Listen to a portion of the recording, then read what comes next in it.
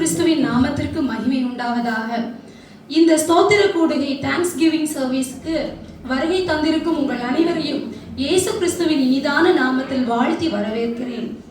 என் ஆத்துமாவே கர்த்தரை ஸ்தோத்தரி, அவர் செய்த சகல உபகாரங்களையும் மறவாதே என்று சங்கீதக்காரனாகிய தாவீது கூறுகிறது போல, நம்முடைய சபைக்கு தேவன் செய்த நன்மைகளை நினைவு கூறும்படியாக பாடல்கள் மூலமாகவும் சிறு நாடகங்கள், நடனங்கள், இசை நிகழ்ச்சிகள் மூலமாகவும் நம்முடைய தேவனை மகிமைப்படுத்த ஆயத்தமாக இருக்கிறார்கள் நம் சபையின் பிள்ளைகள், வாலிபர்கள் மற்றும் பெரியவர்கள். இந்த நிகழ்ச்சியின் ஆரம்பமாக நமது சபையின் சண்டே ஸ்கூல் சிறுவர்கள் இணைந்து ஒரு அழகிய நடனத்துடன் உங்களை வரவேற்க வருகிறார்கள். அவர்களை நாம் கரங்களை தட்டி உற்சாகப்படுத்துவோம்.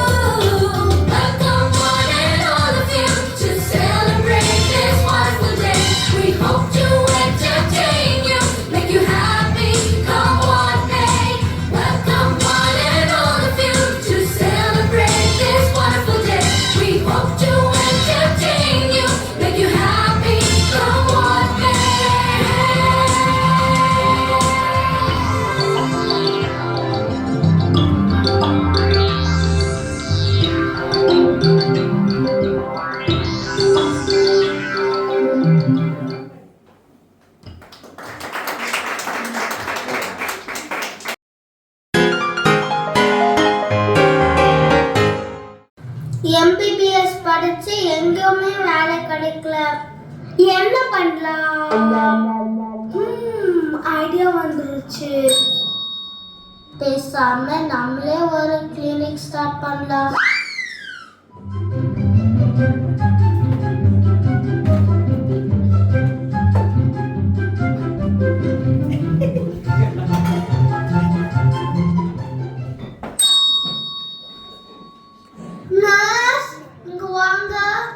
இப்பதான் கிளினிக்கே ஆரம்பிச்சிருக்காங்க, அதுக்குள்ளேயும் டாக்டர் நொயின்னு இருக்கு. இருங்க டாக்டர், வந்துகிட்டு இருக்கேன். சொல்லுங்க டாக்டர். நீங்க என்ன பண்றீங்கன்னா, நான் சொல்றத ஒரு போர்ட்ல எழுதி மாட்டுங்க. சீக்கிரம் சரியாச்சுன்னா டாக்டர் ஃபீஸ் 50 வலி, சீக்கிரம் சரியாகலைன்னா 100 வலி நாங்க தருவோம். சரிங்க டாக்டர், நீங்க சொன்ன மாதிரி போர்டு போட்டுறேன். இந்த ஆள் உண்மையிலே டாக்டர் தானா?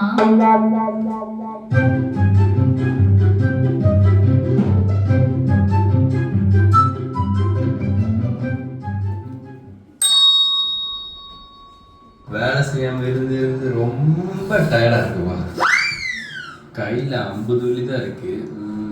என்ன பண்ணலாம்? புதுசா ஒரு கிளினிக் வந்திருக்கா, என்ன எழுதியிருக்காங்க? என்னது, சீக்கு நல்லா போச்சுன்னா நம்ம அவங்க 50 தரணுமா? சீக்கு நல்லா போட்டி அவங்க நம்ம 100 வலி தருவாங்களா? சரி, இப்போ என்ன பண்ணலாம்? சரி, உள்ள போவோம்.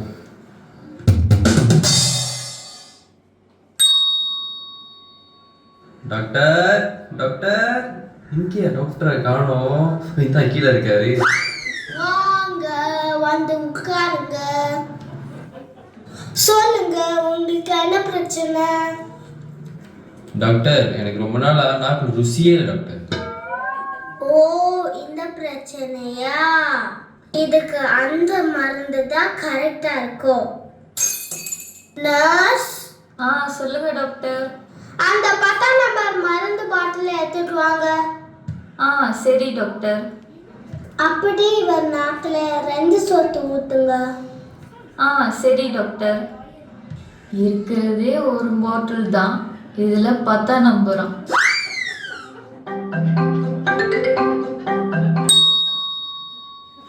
எங்க நாக்கு நீட்டுங்க. என்ன அதுல பாதாளமே தெரியுது? டாக்டர் இது மருந்து டாக்டர், இது பெட்ரோல். கரெக்ட், உங்களுக்கு ருசி வந்துருச்சு. எடுங்க 50 வெளிய. ஐயோ இருந்து 50லயே போச்சா? சரி பரவாயில்ல, அடுத்த வாரம் பார்த்துக்கலாம். 3 days later. டாக்டர் டாக்டர் வாங்க, வந்து உட்காருங்க. சொல்லுங்க, உங்களுக்கு என்ன பிரச்சனை? டாக்டர் எனக்கு 2 நாளா ஞாபகம் மறதியா இருக்கு. ஓ, இந்த பிரச்சனையா? நர்ஸ், அந்த 10ஆம் நம்பர் பாட்டிலை எடுத்துட்டு வாங்க. டாக்டர் டாக்டர் அந்த 10ஆம் நம்பர் பாட்டில் வந்து அது மருந்து இல்லை, அது பெட்ரோல். கரெக்ட், உங்களுக்கு ஞாபகம் வந்துருச்சு. எடுங்க 50 வெளிய. ஐயோ இருந்த 150லயே போச்சா? இரு டாக்டர் வச்சுக்கிறான். 1 week later. ஓகே இன்னைக்கு எப்படியாச்சும் போயிட்டு 100லயே வாங்கிடணும். டாக்டர் எங்க டாக்டர் இருக்கீங்க? எனக்கு கண்ணே தெரிய மாட்டேது, எங்க இருக்கீங்க? வாங்க, வந்து உட்காருங்க. சொல்லுங்க, உங்களுக்கு என்ன பிரச்சனை? டாக்டர் எனக்கு கண்ணு தெரிய மாட்டேது, என்னால எதுவுமே பார்க்க முடியல. ஓ மை காட், சரி பார்த்ததுக்கு என்கிட்ட மருந்து இல்லையே. நான் தோத்துதப்பா. இந்தாங்க உங்களுடைய 100 வெள்ளி. டாக்டர் இது 100 வெள்ளி டாக்டர், இது 50 வெள்ளி. கரெக்ட், உங்களுக்கு கண் பார்வை வந்துருச்சு. எடுங்க 50 வெள்ளி. ஐயோ இருந்த 250லயே போச்சா? மொத்தம் 150 வெள்ளி. மற்றவர்களை ஏமாற்ற வேண்டும் என்கிற எண்ணம் பெரும் நஷ்டத்திற்கே வழிவகுக்கும். இதோ இந்த குறு நாடகத்தில் பார்த்த நபருக்கு நேர்ந்தது போல. நீதிமொழிகள் 13:4 சோம்பேறியினுடைய ஆத்துமா விரும்பியும் ஒன்றும் பெறாது. ஆகவே நமது சத்திய வசனம் சொல்லுகிறபடி நாம் கடின உழைப்போடும் விடாமுயற்சியோடும் ஆண்டவரை மட்டும் சார்ந்து வாழ்வோம். கர்த்தர் நம் அனைவரையும் ஆசீர்வதிப்பாராக.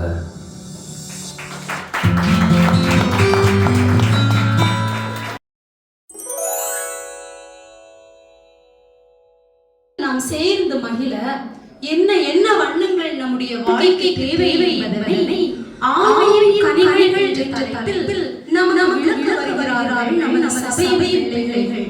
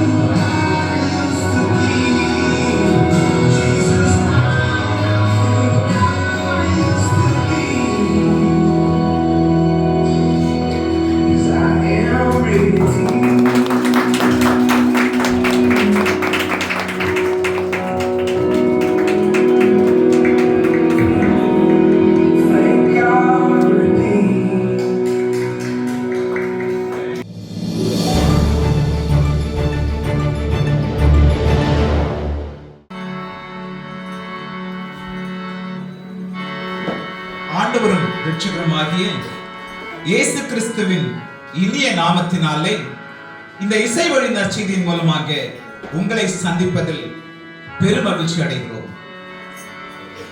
ஆதிபிதா குமாரன் ஆவி திரியேகக்கு அனவரதமும் ஸ்தோத்திரம். திரியேகக்கு அனவரதமும் ஸ்தோத்திரம். ஆதிபிதா குமாரன் ஆவி திரியேகக்கு அனவரதமும் ஸ்தோத்திரம். திரியேகக்கு அனவரதமும் ஸ்தோத்திரம். நீரமுகப் பொருளாய் நின்றரும் சர்வேசன். நீரமுகப் பொருளாய் நின்றரும் சர்வேசன். நிதமும் பணிந்தவர்கள் இருதய மலர் வாசன். நிதமும் பணிந்தவர்கள் இருதய மலர் வாசன். நிறைந்த சத்திய ஞான மனோகர உறைந்த நித்திய வேத குணாகர.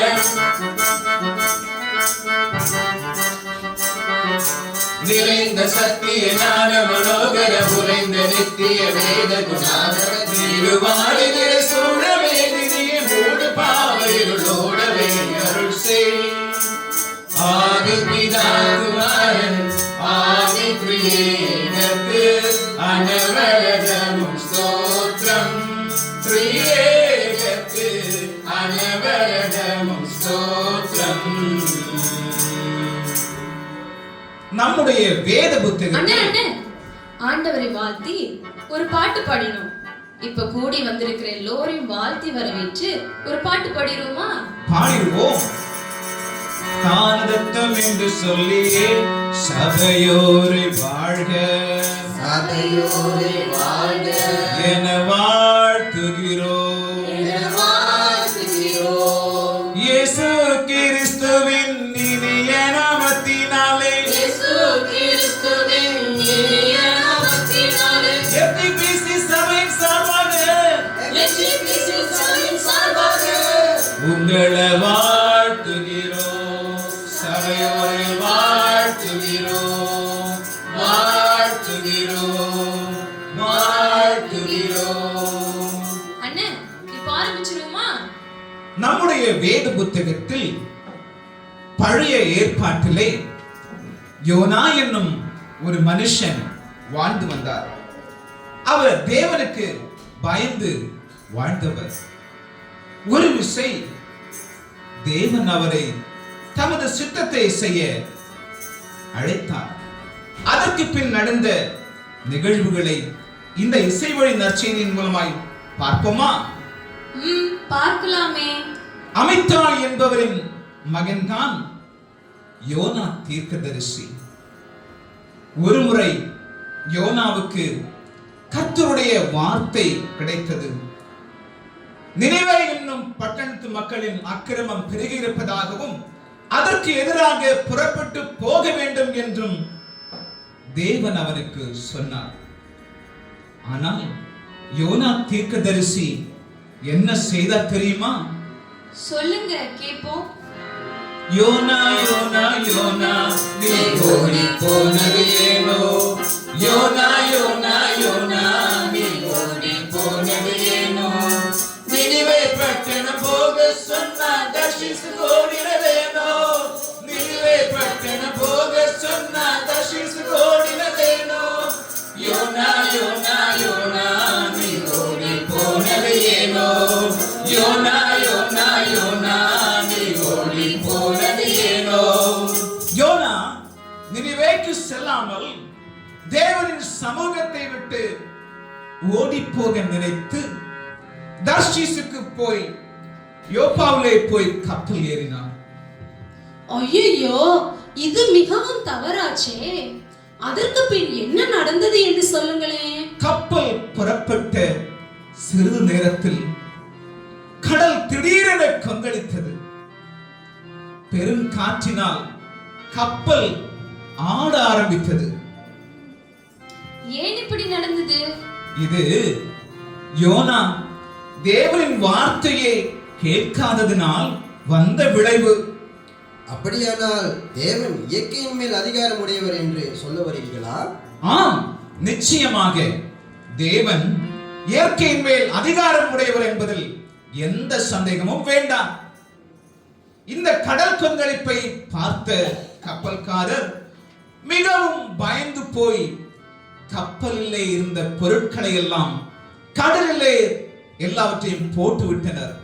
அது மட்டுமா, எல்லோரும் சேர்ந்து அவரவர் தேவனை நோக்கி வேண்டுதல் செய்ய ஆரம்பித்தார்கள். ஆனால் யோனாவோ என்ன செய்து கொண்டார் என்று தெரியுமா? கப்பலின் அடித்தட்டிலே போய் தூங்கிக் கொண்டிருந்தார். ஓ, தூங்கிக் கொண்டிருந்தாரா? கேட்கவே அதிர்ச்சியா இருக்கிறதே.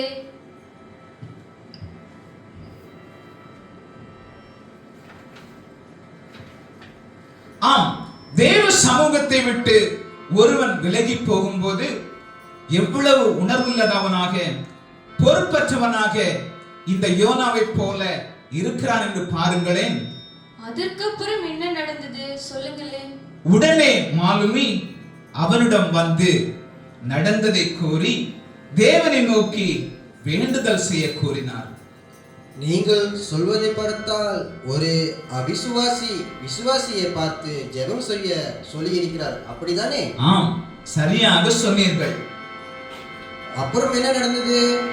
போட்டன போட்டன சீட்டுதான் போட்டன எல்லோரின் பேரும் தான் விழுந்தது விழுந்தது சீட்டுதான் விழுந்தது யோனாவின் பேரில் தான். போட்டன போட்டன சீட்டுதான் போட்டன எல்லோரின் பேரும் தான் விழுந்தது விழுந்தது சீட்டுதான் விழுந்தது யோனாவின் பேரில் தான். நினைச்சேன். அப்புறம் என்ன முடிவு பண்ணாங்க? வேற என்ன செஞ்சிருப்பாங்க? நிக்க வச்சு கேள்விகள் கேட்டாங்க. உன் தொழில் என்ன, உன் இனம் எது அப்படின்னு வரிசையா கேட்டாங்க. அதற்கு யோனா என்ன பதில் சொன்னார் தெரியுமா? நான் எபிரேயன், தேவபக்தி உள்ளவன், தேவ வார்த்தையை கேட்காமல் ஓடி போக நினைத்தேன். இப்படி பார்த்தால் இந்த சூழ்நிலைக்கு யோனா தானே தான் காரணம் என்று அவரே ஒப்புக்கொண்டது போல இருக்கே. சரியாக சொன்னீங்க. என் தேவன் என்னை போக சொன்னது நினிவேக்கு. ஆனால் நான் இந்த கப்பலில் தர்ஷீசுக்கு போய் கொண்டிருக்கிறேன். என் நிமித்தம் தான் இந்த கொந்தளிப்பு வந்தது என்று ஒப்புக்கொண்டார் யோனா. கூடவே அவர் சொன்னது என்ன தெரியுமா? என்னை கடலில் தூக்கி போடுங்கள், அப்பொழுது கடல் உங்களுக்கு அமைதலாகிவிடும் என்றார். அப்படியானால் தேவ சித்தம் செய்ய மனமில்லை, தேவனை நோக்கி கூப்பிட விருப்பமில்லை, கடலில் விழுந்து இருந்து போக முடிவெடுத்து விட்டாரோ யோனா? ஆம், இதுதான் இருதய கடினம் என்று சொல்வது.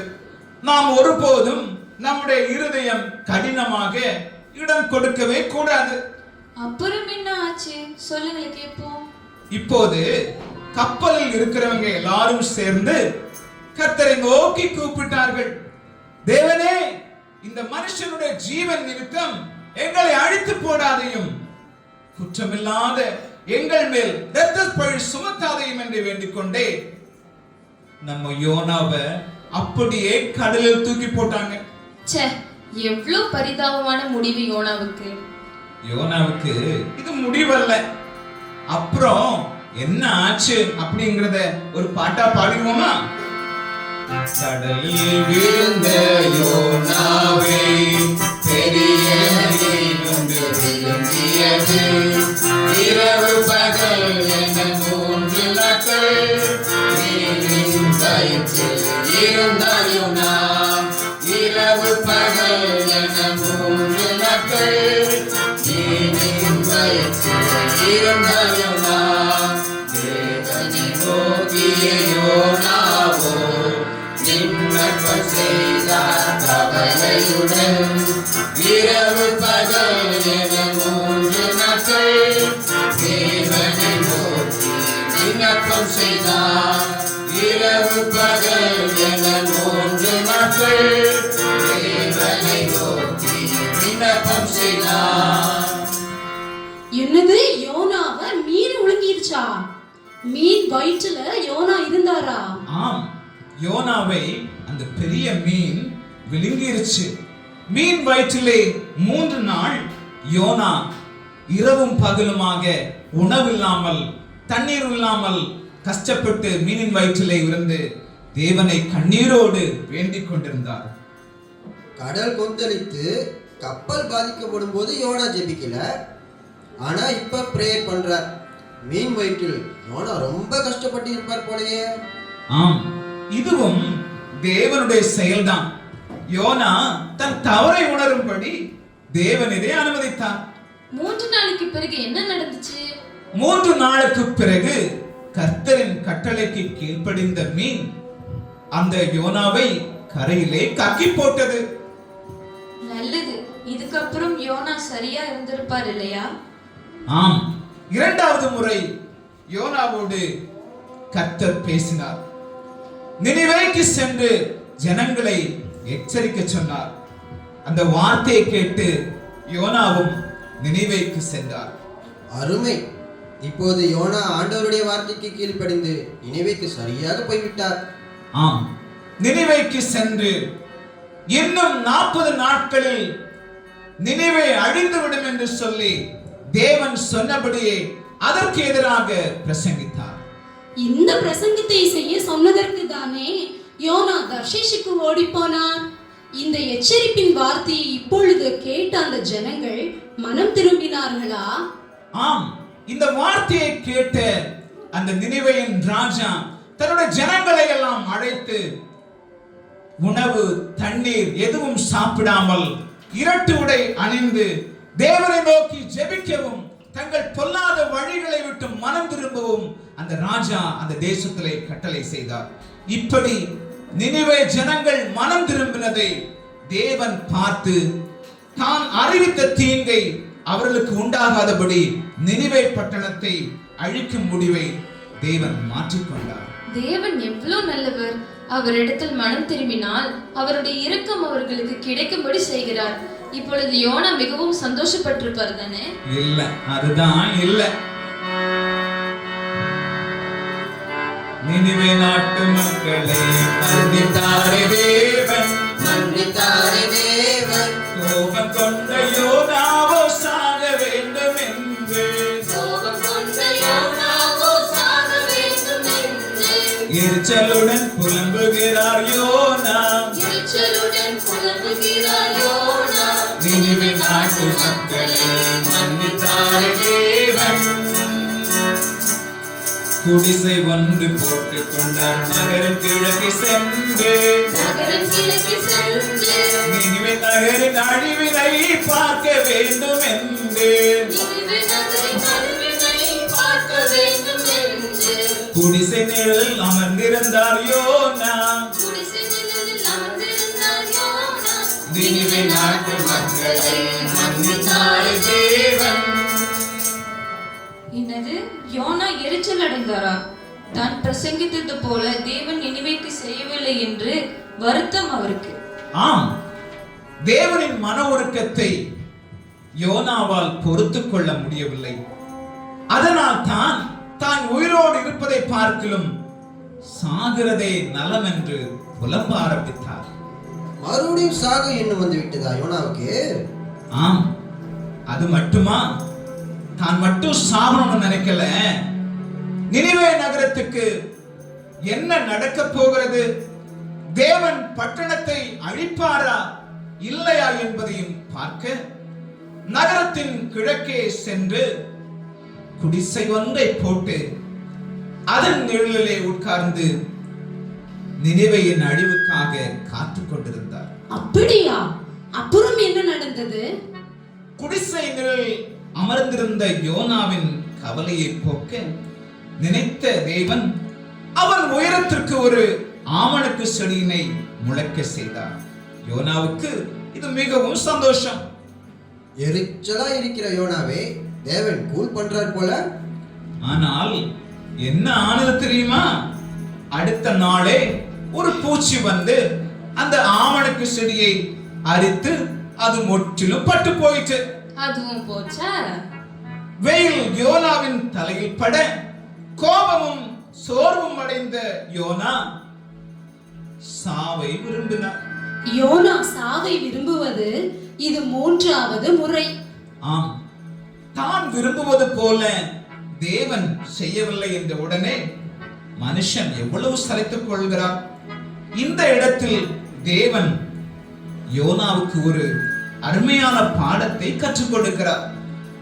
தேவன் யோனாவை பார்த்து, நீ பிரயாசப்படாததும் வளர்க்காததும் ஒரு ராத்திரியிலே முளைத்து அழிந்து போன ஆமணக்கு செடிக்காக பரிதபிக்கிறாயே, வலது கைக்கும் இடது கைக்கும் வித்தியாசம் தெரியாத 120,000 பேருக்கும் மேலான மனுஷரும் மிருக ஜீவன்களும் இருக்கிற மகா நினைவைக்காக நான் பரிதபிக்கப்படாமல் இருப்பேனோ என்றார். ரொம்ப சிறப்பா ஆண்டவர் யோனாவுக்கு பாடம் எடுத்துட்டார். ஆம் அன்பானவர்களே, இந்த இசை வழி நற்செய்தியின் மூலமாக நாம் யோனாவின் சரித்திரத்திலிருந்து என்ன கற்றுக்கொள்கிறோம்? நாம் தேவனின் சித்தம் செய்ய வேண்டும் என்பதையும், அதை நாம் செய்ய மறுக்கும் நேரங்களில் தேவன் சில நெருக்கங்களை நம் வாழ்வில் அனுமதித்து எப்படியாவது தேவ சித்தத்தை நாம் நிறைவேற்ற நம்மை வழி நடத்துகிறார். அது மட்டுமல்ல, சில நேரங்களில் நாம் தேவ சித்தம் செய்ய அர்ப்பணித்த பிறகும் இந்த யோனாவை போல நாம் எதிர்பார்க்கிற விதமாய் தேவன் செயல்பட வேண்டும் என்றும் விரும்புகிறோம். அப்படி நடக்கவில்லை என்றால் தேவனை குறை கூறுகிறோம், முறுமுறுக்கிறோம். உன் நினைவுகள் என் நினைவுகள் அல்ல, உன் நினைவுகளை காட்டிலும் என் நினைவுகள் பெரிதாயிருக்கிறது என்று சொன்ன தேவன் அவர் செய்யும் ஒவ்வொன்றுக்கும் பின்னால் மகிமையான தேவ நோக்கம், திட்டம் உண்டு என்பதையும் புரிந்து கொண்டு முழுமையாக நம்மை அர்ப்பணிக்க வேண்டும். அர்ப்பணிப்போமா? ஆமென். அல்லேலூயா மகத்துவ தம்பராதரா. ஆமென். அல்லேலூயா ஜெயம் ஜெயம் ஆனந்த ஸ்தோத்திரா. ஆமானாதி தந்தம் வந்தாருயர்ந்துயிர் தெழுந்தாரே உன்னதமே. ஆமானாதி தந்தம் வந்தாருயர்ந்துயிர் தெழுந்தாரே உன்னதமே. ஆமென் ஆமென் ஆமென். அல்லேலூயா மகத்துவ தம்பராபரா. ஆமென். அல்லேலூயா ஜெயம் ஜெயம் ஆனந்த ஸ்தோத்திரா. தேவன் தாமே உங்களை ஆசீர்வதிப்பாராக.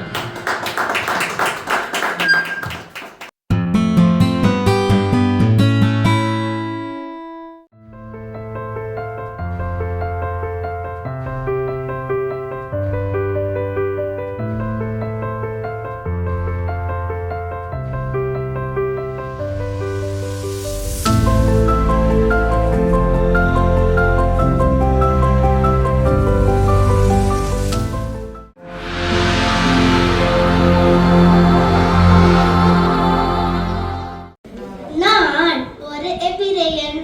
நான் பிறந்தபோது இஸ்ரவேலர் எகிப்து தேசத்திலே அடிமைகளாக இருந்தார்கள். அப்பொழுது பார்வோன் ராஜா பிறக்கும் ஆண் பிள்ளைகள் எல்லாம் நதியிலே போட கட்டளையிட்டார். ஆனால் என்னை என் தாய் ஒரு நாணற்பட்டியில் வைத்து நதி ஓரத்தில் வைத்தார். அப்பொழுது பார்வோனின் குமாரத்தி என்னை கண்டு என்னை எடுத்து அரண்மனைக்கே கொண்டு போய் என்னை வளர்த்தாள். பின்பு நான் அரண்மனையிலிருந்து தப்பி ஓடிவிட்டேன். ஒரு முறை நான் ஆடு மேய்த்து கொண்டு இருந்த போது எரிகிற முட்செடியிலிருந்து தேவன் என்னை கூப்பிட்டார். இதோ இந்த கோலினால் தேவன் அநேக அற்புதங்களை செய்தார். சீனா மலையிலிருந்து தேவன் இந்த 10 கட்டளைகளை எழுதி கொடுத்தார். நான் யார் தெரியுமா? ஆம், நான் தான் மோசே. நான் யூதாவிலிருந்து பாபிலோனுக்கு சிறைப்பிடித்து கொண்டு போகப்பட்ட ராஜகுமாரரில் ஒருவன், சகல ஞானத்திலும் தேறினவன். அதனால் எனக்கு ராஜாவின் அரண்மனையில் வேலை கிடைத்தது. நான் என்னை ராஜ போஜனத்தினால் என்னை தீட்டுப்படுத்த மாட்டேன் என்று தீர்மானம் செய்து கொண்டேன்.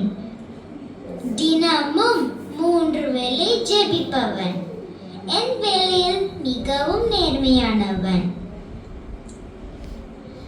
ஒரு முறை ராஜா சொப்பனத்தை கண்டு அதன் அர்த்தம் என்னவென்று புரியாமல் கலங்கின போது, அந்த சொப்பனம் என்னவென்றும் அதன் அர்த்தம் என்னவென்றும் தேவ ஆவியின் உதவியோடு ராஜாவுக்கு விளக்கினேன். நான் உலகை ஆண்ட 3 மகாராஜாக்களாகிய நேபுகாத்நேச்சார், பெல்சாத்சார், தாரியு என்பவர்களின் அரசவையில் அதிகாரம் உள்ள பொறுப்பில் இருந்தேன். என் மீது பொறாமை கொண்ட சிலர் எனக்கு விரோதமாய் சதி செய்து என்னை சிங்கக்கெபியில் தூக்கி போட்டார்கள். கர்த்தரோ சிங்கங்களின் வாயை கட்டி போட்டார். சிங்கங்கள் என்னை சேதப்படுத்தவில்லை. அடுத்த நாளே ராஜா என்னை சிங்கக்கெபியிலிருந்து காப்பாற்றினார்.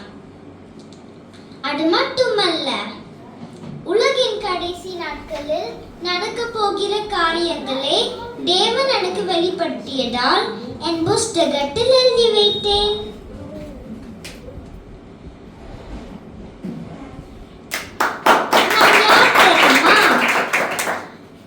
ஆம், நான் தான் தானியேல்.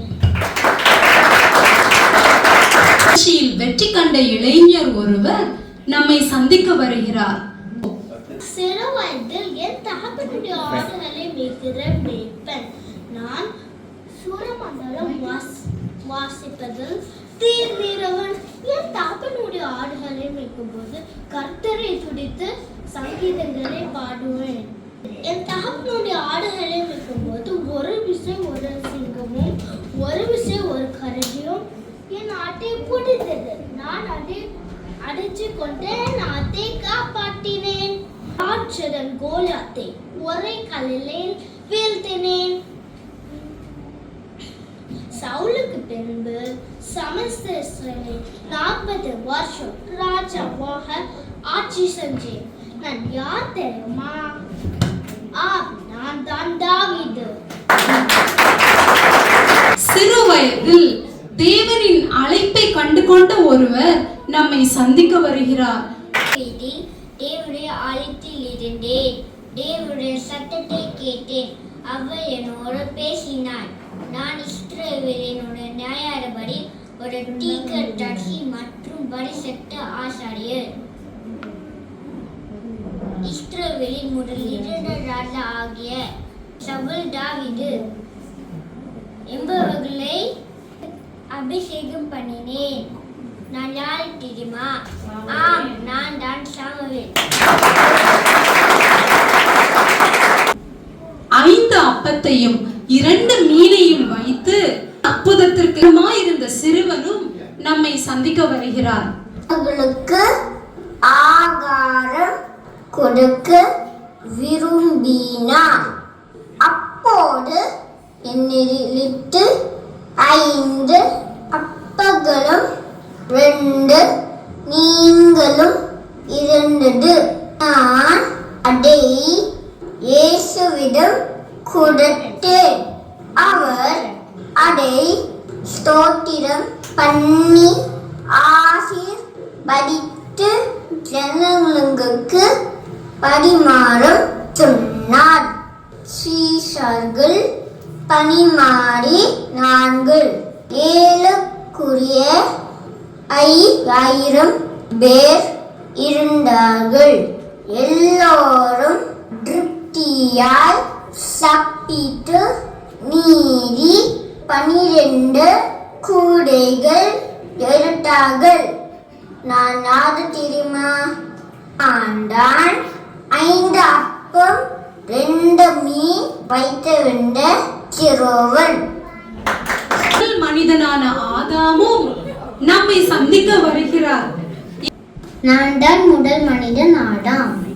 தேவன் என்னை மண்ணிலிருந்து உருவாக்கி ஜீவ சுவாசத்தை என் நாசியில் ஊடினார். நான் ஜீவ ஆத்மா உள்ள ஒரு மனிதனானேன். ஏதேன் என்னும் தோட்டத்தில் சில காலம் வாழ்ந்தேன். இந்த பிள்ளைகளின் முயற்சியும் அழகும் நம்மை கவர்ந்தது அல்லவா? இந்த சிறு பிள்ளைகளை தேவன் மேன்மேலும் ஆசீர்வதிப்பாராக. நாம் நம்முடைய கரவொலிகளை எழுப்பி நமது பிள்ளைகளை வாழ்த்துவோம்.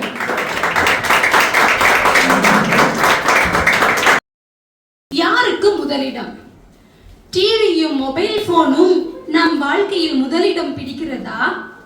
நம் வாழ்க்கையை திரும்பி பார்க்கும் இந்த நிகழ்ச்சியில் எது முதலிடத்தில் இருக்க வேண்டும் என்பதை விளக்க வருகிறார்கள் நமது சபையின் பிள்ளைகள்.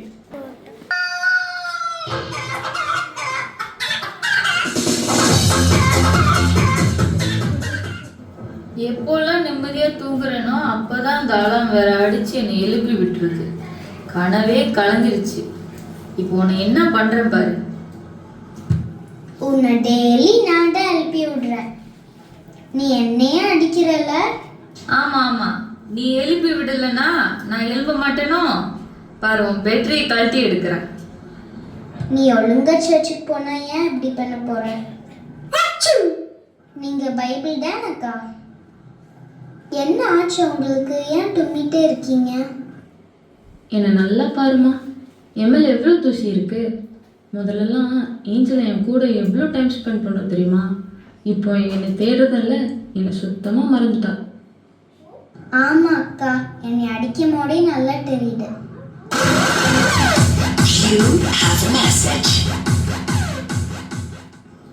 என்ன மெசேஜ் வந்திருக்கு? இந்த Instagram, Facebook, WhatsApp, TikTok, game இப்படி இல்லைன்னா திறக்கலைன்னா நிறைய மெசேஜ் வந்துக்கிட்டே இருக்கு. அக்கா கிச்சு கிச்ச விடுறீங்க? எனக்கு கூச்சமா இருக்கு. கையை கீழே விடுங்க. என்ன டச் ஃபோன் இது? பாரு, உன்னை மாத்திட்டு புது ஃபோன் வாங்குறேன். ஆமா, இதுக்கு ஒன்றும் குறைச்சல் இல்லை. காலடை எழும்பி வாய் கலவாம வாட்ஸ்அப், ஃபேஸ் வாஷ் பண்ணாம ஃபேஸ்புக், டீ கூட குடிக்காம ட்விட்டர், ஏன் இன்ட்ரெஸ்டே எல்லாமே இன்ஸ்டாகிராம் பார்க்குறீங்க? நீங்கள் என்ன பேசுகிறீங்க? உங்கள் ஹிஸ்ட்ரி எல்லாம் என்கிட்ட இருக்கு. நீங்கள் டெலீட் பண்ணாலும் உங்களுக்கு ஹிஸ்ட்ரி எல்லாம் என்கிட்ட இருக்கு. அச்சோ, நம்ம ஹிஸ்ட்ரி எல்லாம் அவகிட்ட இருக்குன்னு சொல்றாள.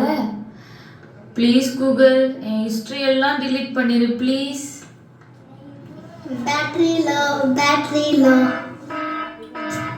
நான் முக்கியமா ஏதாச்சும் பேசும்போது மட்டும் பேட்டரி லோன்னு சொல்லிடு. இப்போ என்ன பண்றது? போர் அடிக்குமே. சரி, கொஞ்ச நேரம் டிவியில் என்ன ஓடுதுன்னு பார்ப்போம். கிறிஸ்து பிறப்பு நல்வாழ்த்துக்களை உங்களுக்கு தெரிவித்துக் கொள்கிறேன். பாவிகளை ரட்சிக்க கிறிஸ்து இயேசு உலகத்தில் வந்து பிறந்தார். மெசேஜா? அதான் சண்டே சர்ச்சுக்கு போறோமே, டிவிலையும் பார்க்கணுமா? வேற ஏதாவது பார்ப்போம். Yes, he's run the last defender onto his right foot. It's a goal! இன்னைக்கு மேட்ச் இருக்குதா? இது பழைய மேட்சோட ஹைலைட்ஸ்ல வேற ஏதாச்சும் இன்ட்ரெஸ்டிங்கா பார்ப்போம். ஏஞ்சலா, யாரு கூப்பிடுறது? என்ன யாருன்னு தெரியுதா ஏஞ்சலா? பைபிள் உங்களை தெரியாம இருக்குமா? நான் கிறிஸ்டியனா பிறந்திருக்கேன். உங்களை தெரியலன்னா எனக்கு எவ்வளோ அசிங்கம். உங்களை நல்லாவே தெரியும் பைபிள். பரவாயில்லையே, என்னை ஞாபகம் வச்சிருக்கிய. கொஞ்ச நாளாக ஃபோன் டிவின்னு நேரத்தை எல்லாம் செலவு பண்ண ஆரம்பிச்சிட்டேன். இப்போ நீ ரொம்ப மாறிட்ட ஏஞ்சலா. இப்போ என்ன சொல்ல வரீங்க? இதெல்லாம் இல்லாமல் எப்படி வாழ முடியும்? எந்த ஃபன்னும் இல்லாமையா? ஆமா, அவங்களுக்கு என்ன தேவையோ அதை நாங்கள் பார்த்து கொடுக்குறோம். கவலையா இருந்தா காமெடி சேனல், சோகமா இருந்தா பாட்டு, டான்ஸு, ஸ்போர்ட்டுன்னு எல்லாத்தையும் காட்டுறோம். நிறுத்து, நீ பழைய ட்ரெண்டு. நாங்க தான் இப்ப எல்லாமே. சாப்பிடுற சாப்பாடுல இருந்து போடுற ட்ரெஸ் வரைக்கும் என் மூலமா தான் ஆர்டர் பண்றாங்க. யார்கிட்டயாவது பேசணும்னா என் மூலமா தான் பேசுறாங்க. பாத்ரூம் போனா கூட என்னை எடுத்துட்டு தான் போடுறாங்க. ஐயோ, இப்படிலாம் பப்ளிக்ல போட்டு மானத்தை வாங்கக்கூடாது. சும்மாங்க நியூஸ் தான் பார்ப்பேன். அப்போ உனக்கு இதெல்லாம் தான் பிடிச்சிருக்கு, அதான் இவங்க கூட ரொம்ப டைம் ஸ்பெண்ட் பண்ற. நான் கேட்குறேன், இவங்க வச்சு நீ ஆண்டவர்கிட்ட பேச முடியுமா? இல்லை பைபிள், நான் இதெல்லாம் வச்சு ஆண்டவர்கிட்ட பேச முடியாதுதான். அதான் சொல்றேன், நீ ரொம்ப மாறிட்ட, ஆண்டவரை விட்டு ரொம்ப தூரம் போயிட்ட. இல்லை, நான் மாறல. இல்லை ஏஞ்சலா, நீ மாறிட்ட. நீ ரட்சிக்கப்பட்ட ஆரம்பத்துல யாரை முதல்ல தேடுவ? காலையில எழுந்ததும் பைபிளை தான் தேடுவ. ஜெபத்துக்கு தான் முக்கியத்துவம் கொடுத்திருந்த. ஆண்டவரை தேடுறது தான் நீ முதலிடத்துல வச்சிருந்த. ஆனா இப்போ நீ யாருக்கு முதலிடம் கொடுக்கற, யாரை நீ முதல்ல தேடுற? நல்லா யோசிச்சு பாருங்களா, நீ ரொம்ப மாறிட்ட. இல்ல, நான் மாறல. நீ ஆண்டவரை மறந்துட்டீங்களா? இல்ல, நான் மறக்கல. நீ பாவத்துக்கு அடிமையாகிட்டீங்களா? இல்ல, நான் எந்த பாவமும் பண்ணல. நீ மாறிட்டீங்களா? இல்ல, நான் மாறல, நான் மாறல, மாறல.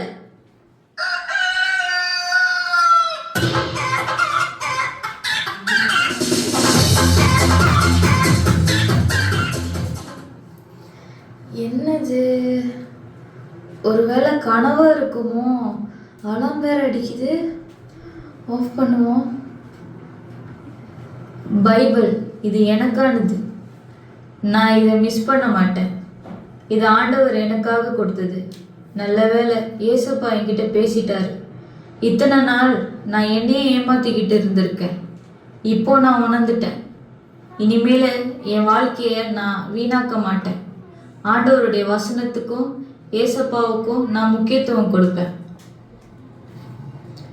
வார வாரம் சர்ச்சுக்கு போகிறோம். வெளியரங்கமாக நம்ம நல்லா தான் இருக்கோம். ஆனால் உள்ளுக்குள்ள நம்ம எப்படி இருக்கோன்னு நம்ம ஒரு நிமிஷம் யோசிச்சு பார்ப்போமா? நான் மாறிட்டேன், நீங்கள் எல்லாரும் மாறுவீங்களா?